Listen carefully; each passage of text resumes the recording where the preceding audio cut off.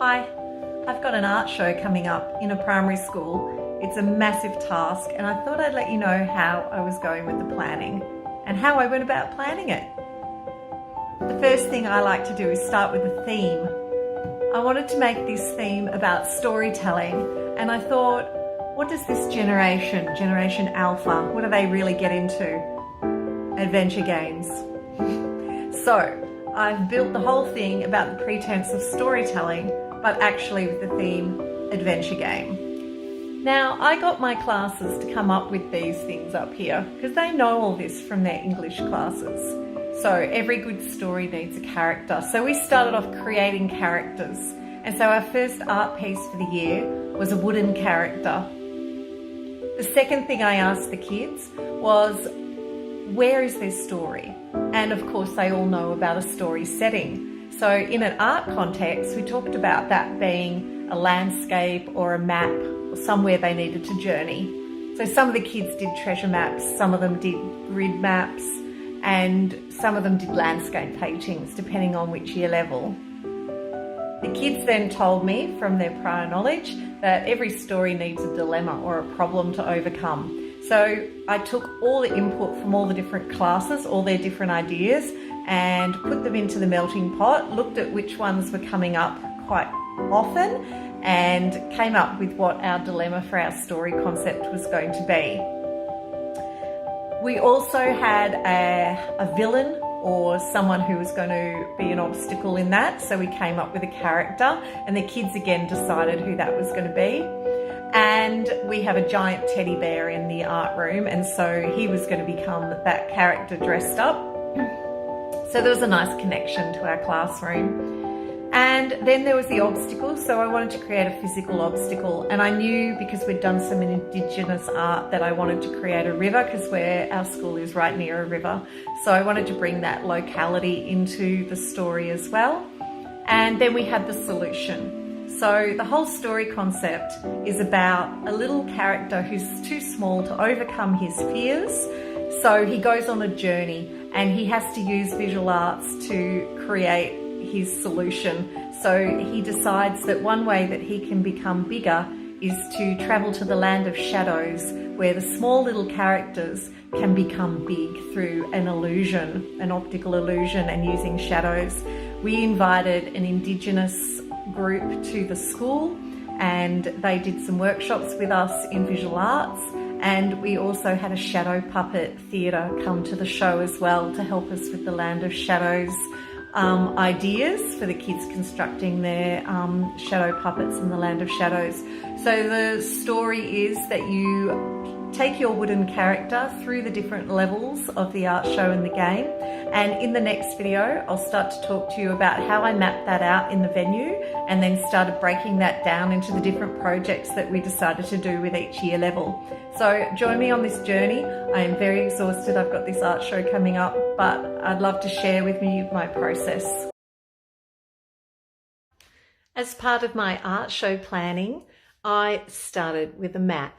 So once I got my art theme, I started to map out what that story was going to look like as you journeyed through the art show. So I started with a floor plan of my venue and how I wanted to break that up to tell the story, and therefore what the different displays would look like along that. So I did this even before we actually started making anything. So you can see here that you enter and move to a character village, move through a forest, move through over here a pirate cave, and cross the river, and then end up in the land of shadows and the exit. So this was really great for me to visually map out what all the projects were going to be, what those displays were going to look like was the next step once we'd actually got the thematics in and out of what the art show was going to look like. And the next step was to create some vision boards to show the students, so we could come up with project ideas for how to create those displays to tell our story in our art show. So I started with these Google slides, and we then broke down those slides into the projects that we wanted to make at different year levels. So this is one that I showed to my juniors, and I had different slides depending on what we were going to make with different year levels. It was a great visual starting point, and I could then start to work out what the kids wanted to make, have their input, and then we would get down and start making some art. And this is how I break down by cohort, so by year level, what we're going to make. So I look at the map of the art show and of the theme and all the displays we want to create. And then I start to break down what we need to build to make those visual displays, what those artwork projects might be, and then which year level, depending on skills, is actually going to be able to do that. I also incorporated the kindergarten that is nearby, and also a English language school that is part of our school. So which of those projects and displays that we could outsource to have them build a little part of it as well. So it would all come together as a cohesive display and not take away from our story, but actually enrich it. So this is how I broke it down. So prep is our 5-year-olds right through to grade 6, which is our 12, 11 and 12-year-olds.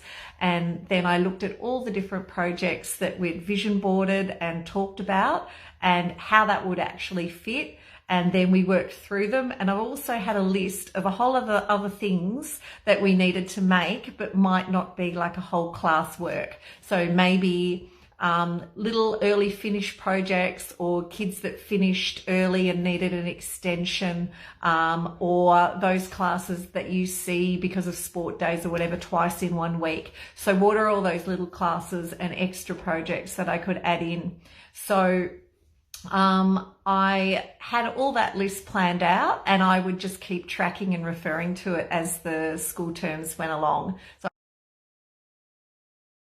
I've done ticketed tour times, just like the NGV blockbusters.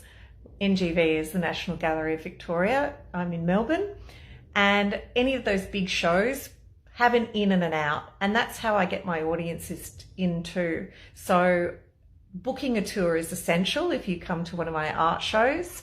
And so I work it all out mathematically. So I work out what is the parent and family capacity if everyone came, and then I work backwards. So we're doing it over 2 nights to fit everyone in, and then I've worked out how long it should take everyone to get through the venue, what the venue capacity is, how many groups I can have in the venue at one time, and therefore worked out the times of the tours. So you can see here I've got groups of 20 going through. I feel like that's comfortable. That's 4 families or 5 families at a time, or some couples and singles as well, and not too big a group that you will get crowding around the displays.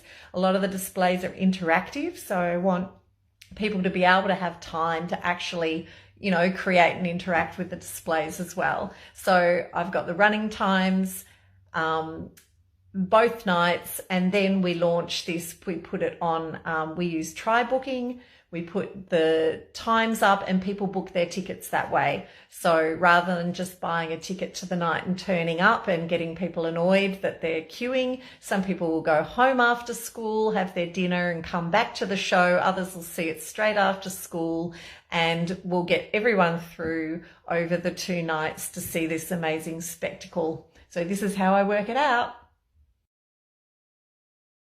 And I am going to get my grade 5s and 6s to actually join me in building the displays.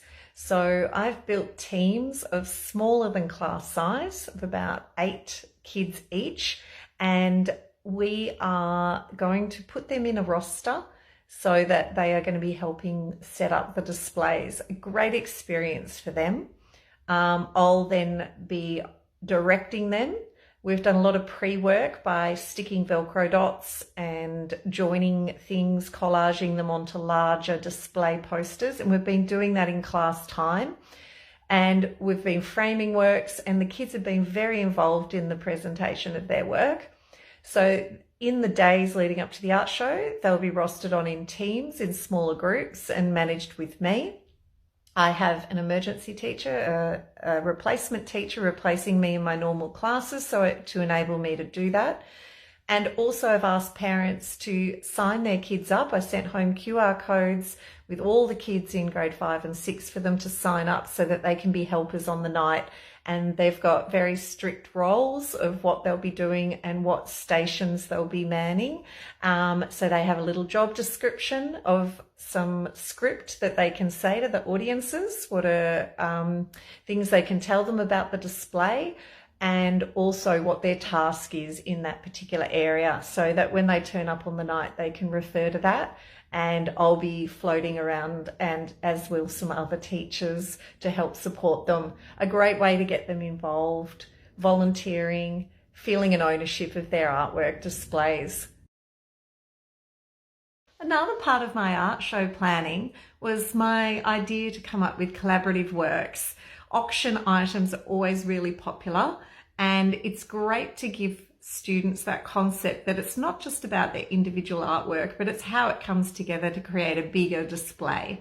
So I actually thought of works that would work really well, and you can see that I've done it by grade level. So which ones were actually going to do which canvases. So which are the works that I needed to get the kids to do.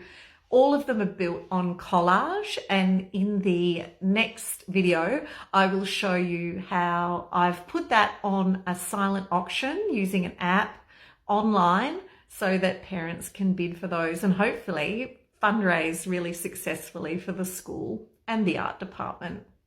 Back in the day when our school was really small, we used to get a local real estate agent to come in and auction some works in situ when we could all stand around in a venue. Our school is now too large to have all the parent body in one space at one time, plus all the art displays.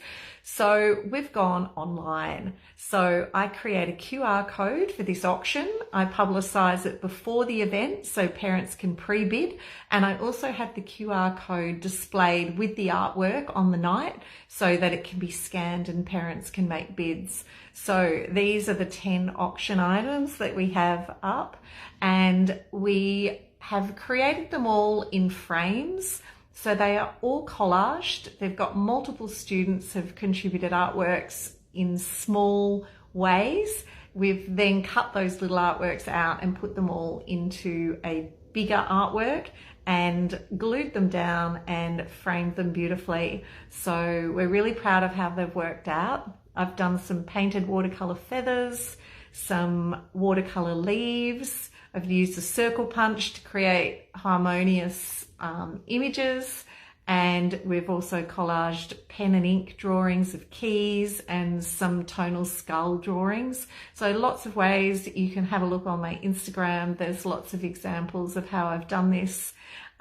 We've gone with Air Auctioneer for this one. It's the first time I've used it, so I'll let you know. But I'm very excited. We've already got some bids on items, and we're still a week and a half out from the art show opening night. So already we've paid for our costs of the frames, and it's all fundraising from here on. So I do encourage you to give it a go. It was pretty easy to pull together and successful, hopefully.